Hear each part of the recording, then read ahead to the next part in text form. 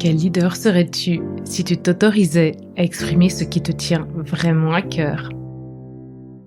Quelle entreprise dirigerais-tu si sa raison d'être était alignée à celle d'un monde où l'écologie intérieure est aussi importante que l'écologie extérieure?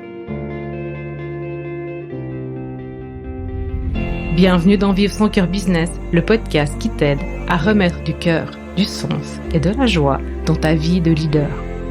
Je m'appelle Valérie Demont, j'accompagne les chefs d'entreprise d'aujourd'hui à inspirer et transformer le monde de demain. Je les reconnecte à leur identité profonde pour qu'ils l'incarnent dans leur personal branding, leur management et leur marketing. Dans ce podcast, tu trouveras des épisodes solo ou des interviews de leaders éclairés et inspirants en alignement parfait avec leur corps, leur cœur et leur esprit.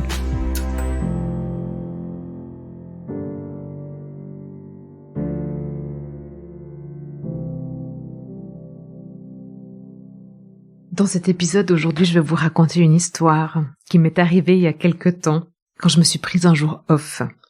J'avais besoin de vide, j'avais besoin d'être seule, de rien faire sauf mouvoir mon corps, d'être dans le présent et avec la nature. Ce jour-là, j'ai décidé d'aller au Creux du Vent. C'est un cirque de pierre, mais époustouflant, quoi, une merveille de la nature. Donc, d'un côté, quand on est au sommet, d'un côté, on voit la vue sur le Chasseral, le lac de Neuchâtel, le Zélande, et puis de l'autre côté, on voit les Alpes fribourgeoises, bernoises. Il y a du vert, et comme c'était le début de l'automne, il y avait aussi des arbres avec les couleurs jaunes, rouges, il y avait encore bien sûr du vert. J'ai vu des chamois, et il y avait pratiquement personne. Ou presque. À mon arrivée, je souhaite boire un café au chalet d'alpage où je parque ma voiture.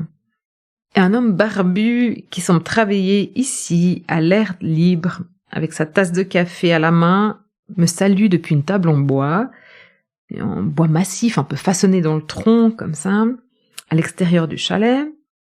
Bon, je lui rends son salut, et je lui demande si le café est ouvert, quoi. Il me répond pas. Je me dirige vers l'entrée, je m'attable pour commander mon café. Je respire, je sors mon cahier, je commence à écrire. Je termine mon café, je paie, je vais au petit coin, et puis je me dirige ensuite vers ma voiture pour changer mes chaussures, puis m'équiper pour aller faire ma petite balade, avec mon bonnet puis mon coupe-vent, parce que c'est pas tant chaud ce matin-là. Et là, l'homme, il se dirige vers moi.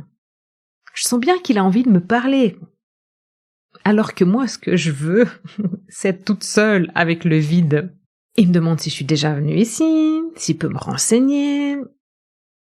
Et finalement, je me tourne vers lui avec un sourire pour accueillir son conseil, ses conseils, et puis le remercier. Et là, je l'observe. Le teint mat, le visage marqué par le travail au grand air, les yeux noirs, souriants, profonds, un petit couvre-chef foncé et décoloré par le temps, posé sur sa tête, qui laisse passer quelques cheveux éparses et de longueur variée, et son sourire me laisse percevoir des dents refaites et d'autres manquantes, et puis ses mains de travailleur de l'extérieur qui caressent sa barbichette noire et blanche. Il semble tout droit sortir d'une prophétie ou d'un livre de Gibran ou de Coelho. Et une fois qu'il m'a indiqué de ses doigts marqués par l'air le chemin hors des sentiers, il me demande de son accent nord-africain, mi-neuchâtelois, mi-français, « Qu'est-ce que t'es venu faire ici ?» Alors je lui réponds, « Je viens profiter de la vie, d'être seule, de me retrouver. » « Mais qu'est-ce que la vie ?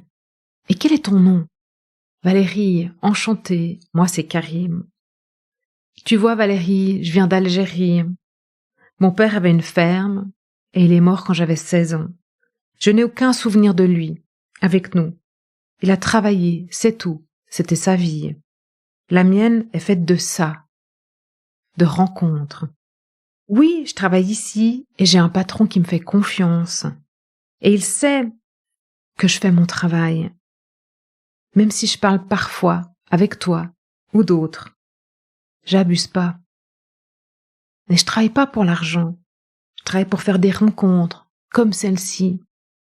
Tu vois Valérie, le problème, aujourd'hui, c'est que les gens, ils vivent avec le porte-monnaie là. Il tapote son front de sa main rugueuse pour indiquer où les gens ont le porte-monnaie. Et puis il poursuit. Au lieu de la voir à la bonne place, là, et puis il tapote sa poche avant droite et continue son partage. Il décide avec le porte-monnaie là, en tapotant son front, pas à la bonne place.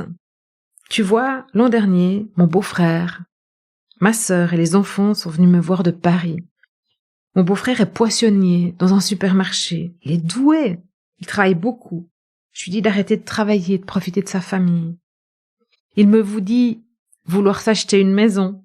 Je lui explique que l'argent, il peut lui tomber dans les mains, dans une caisse remplie d'or, si la vie en a décidé ainsi. Et il y a quelques semaines, ma sœur m'appelle. Il était chez le médecin. Il a 3 tumeurs. Et quelques jours plus tard, il s'en est allé. Il marque un temps d'arrêt. Il regarde le ciel.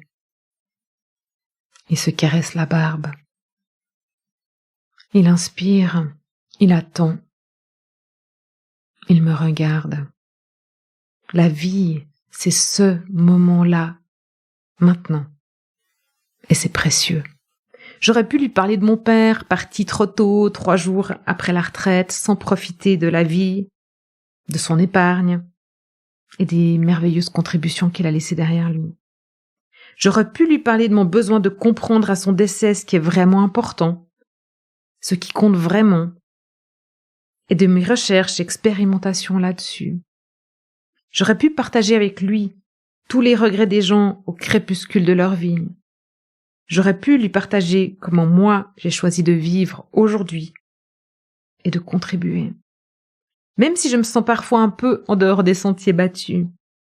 J'aurais pu lui raconter comment je suis tellement heureuse d'avoir vécu ces 3 dernières années dans un autre rythme et dans une disponibilité pour mon fils, qui vivait son adolescence et créait ses repères. J'aurais pu lui partager comment à chaque fois que je décide de lâcher prise et de sortir du sentier pour faire un petit tour dans l'air, dans le verre, je fais des rencontres incroyables. Et que mon mail me réserve de merveilleuses surprises à chaque fois. Il y avait tellement à partager avec lui. Mais tout ça, il le savait déjà. Je le voyais dans ses yeux. Alors j'ai respiré et je l'ai regardé. Avec ses yeux remplis de joie, de confiance, avec ses vêtements abîmés par le vent, avec son couvre-chef décoloré par le soleil, avec ses chaussures qui ne tenaient qu'à un fil. Il me dit qu'il est riche, qu'il donnera à sa sœur ce qu'il a, car il n'en a pas besoin. Il a déjà tout. Il conclut en m'affirmant, avec une sérénité déconcertante, que tout est là, que tout est écrit, et que la vie, c'est ce qu'on fait entre le point A et B, même si une grande partie est déjà écrite. Alors on se salue, je le remercie, il abaisse la tête en me disant « Merci d'exister ». Et je m'en vais sur mon chemin, en quête de vue, d'inspiration, de verre, de calme, alors que j'aurais simplement pu m'asseoir là, au point de départ, et remercier la vie, ces mots, ceux-ci et tous les autres. Ces mots m'accompagnent depuis. Et si l'inspiration est là, peut-être que je vous partagerai les autres prochainement. Vivez maintenant. Demain, c'est trop tard. J'aurais dû peut-être faire le lien avec le monde de l'entreprise, avec votre vie de leader. Mais en même temps, je ressens que cette histoire, cet échange que j'ai eu avec Karim, à lui seul, il ouvre déjà tellement, et beaucoup, si on s'autorise à percevoir. Et vous pouvez, si vous décidez, vous en inspirer pour être le leader que vous voulez être, que vous pouvez être, avec le porte-monnaie, à la bonne place.